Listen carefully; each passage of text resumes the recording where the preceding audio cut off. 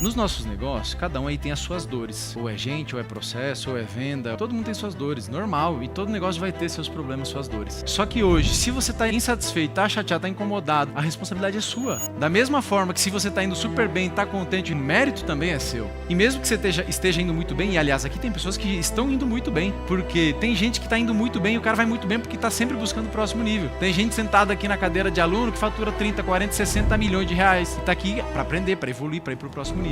Mas também a gente tem pessoas que estão na pior fase da sua vida, na pior fase do seu negócio. E deixa eu falar do fundo do meu coração, a sua empresa é responsabilidade sua. Primeiro você precisa melhorar.